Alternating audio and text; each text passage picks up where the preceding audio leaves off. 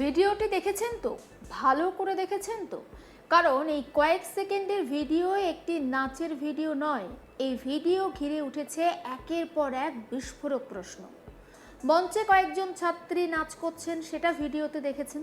তাদের প্রত্যেকের পরনে বোরখা রয়েছে, নিকাব রয়েছে, আর সেই পোশাকেই তারা নাচ করছেন। বেজে চলেছে ভোজপুরি গান এবং সেই গানে বলিউডের গান চলছে এবং হরিয়ানভির গান চলছে। প্রশ্ন হচ্ছে, স্বাধীনতা দিবসের অনুষ্ঠানে এই পরিবেশনা কিভাবে অনুমোদন পেল? কে ঠিক করেছিল এই পোশাক? কে ঠিক করেছিল এই গান? আর সবথেকে বড় প্রশ্ন, কলেজ কর্তৃপক্ষ কি অনুষ্ঠানের আগে একবারও দেখেনি মঞ্চে ঠিক কি হতে চলেছে? আসুন সেই ভিডিওটা আরও একবার দেখাই আপনাদের।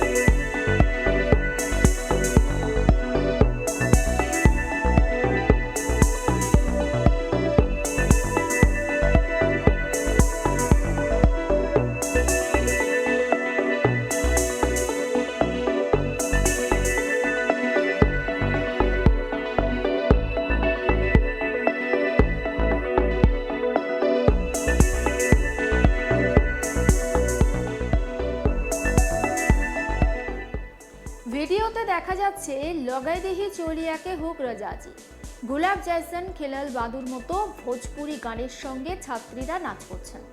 তারপর হরিয়ানভি গান তেরে আঁকা ইয়া কাজল, একের পর এক গানের তালে পারফরমেন্স। আর এই পুরো পারফরমেন্সের সবচেয়ে বড় বৈশিষ্ট্য ছাত্রীদের পরনে বোরখা এবং নিকাব। এখন কেউ বলতেই পারেন, এটা তো একটা সাংস্কৃতিক অনুষ্ঠান, ছাত্রীরা অভিনয় বা পারফরমেন্সের প্রয়োজনে যে কোনো পোশাক ব্যবহার করতেই পারেন।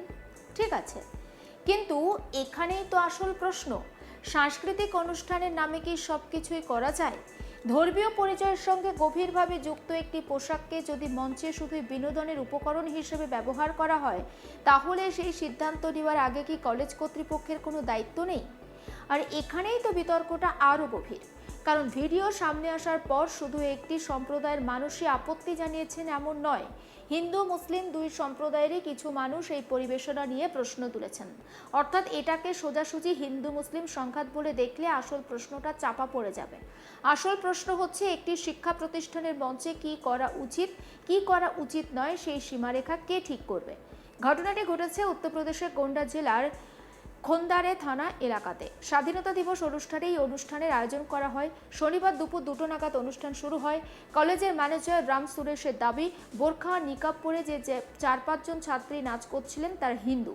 কিন্তু এই দাবির সত্যতা এবং পুরো ঘটনার প্রেক্ষাপট প্রশাসনের তদন্তেই আরও পরিষ্কার হবে। কিন্তু এখানেই একটা ভয়ঙ্কর প্রশ্ন, যদি ম্যানেজারের বক্তব্য সত্যি হয়, তাহলে একজন হিন্দু ছাত্রীকে বোরখা পরিয়ে এই ধরনের গানে নাচানোর সিদ্ধান্ত কে নিল? এটা কি ছাত্রীদের নিজেদের সিদ্ধান্ত, নাকি অনুষ্ঠান পরিচালনাকারীদের পরিকল্পনা? যদি পরিকল্পনা হয়ে থাকে, সেই পরিকল্পনা কে অনুমোদন করেছিল? কারণ একটা কলেজের মঞ্চে কোনো ছাত্রী হঠাৎ উঠে নিজের ইচ্ছে মতো 1 মিনিটের অনুষ্ঠান করে ফেলতে পারেন না। রিহার্সালের প্রয়োজন হয়, গান যাচাই করা হয়, পোশাক ঠিক করা হয়, শিক্ষক বা অনুষ্ঠান পরিচালনাকারীদের নজর থাকে। অর্থাৎ এই পারফরমেন্স যদি আগে থেকে প্রস্তুত করা হয়ে থাকে, তাহলে প্রশ্ন উঠবেই, কলেজ কর্তৃপক্ষ তখন কি করছিল? আর বিতর্ক এখানেই থামছে না। ভিডিও ভাইরাল হওয়ার পর কলেজ ম্যানেজার রাম সুরেশ ক্ষমা চেয়েছেন। তার বক্তব্য, অনুষ্ঠানের উদ্দেশ্য ছিল শুধুই বিনোদন, কারো অনুভূতিতে আঘাত লেগে থাকলে তিনি ক্ষমা প্রার্থী। উল্লেখ্য, এই ভাইরাল ভিডিও সত্যতাও কিন্তু যাচাই করেনি আজ তক বাংলা। একবার আপনাদেরকে শোনাই ম্যানেজার সুরেশের বক্তব্য। का एक वीडियो वायरल हो रहा है जो स्वतंत्रता दिवस के प्रोग्राम पर हुआ था। उसमें कुछ लड़कियों ने नकाब पहनकर डांस किया है, जिसमें कोई मुस्लिम नहीं है, केवल उसमें सारी की सारी हिंदू लड़कियां हैं। और इससे अगर किसी समुदाय को ठेस पहुंच रहा है, किसी मुस्लिम भाई को या किसी अन्य समुदाय को दुख या तकलीफ हो रही है, तो उसके लिए मैं क्षमा मांगता हूं। मेरा उद्देश्य केवल मनोरंजन का था, उन बच्चों का उद्देश्य केवल मनोरंजन का था, किसी समुदाय विशेष को ठेस पहुंचाना नहीं था। और मैं ये वादा करता हूं कि भविष्य में ये गलती मुझसे कभी नहीं होगी, और जो गलती मुझसे हो गई है उसके लिए मैं बार बार करोड़ों बार क्षमा मांगने के लिए तैयार हूँ, मान रहा हूँ। একটু থামুন। উদ্দেশ্য যদি বিনোদন থাকে, এই কথাটা কি সব প্রশ্নের উত্তর দেয়? ধরুন উদ্দেশ্য কাউকে অপমান করা ছিল না, কিন্তু সিদ্ধান্তটা যদি অসতর্ক হয়, তাহলে কি দায়িত্ব শেষ? কোনো সিদ্ধান্তের ফল নিয়ে বিতর্ক তৈরি হলে শুধু আমাদের উদ্দেশ্য খারাপ ছিল না বললেই কি কলেজ কর্তৃপক্ষের দায় শেষ হয়ে যায়?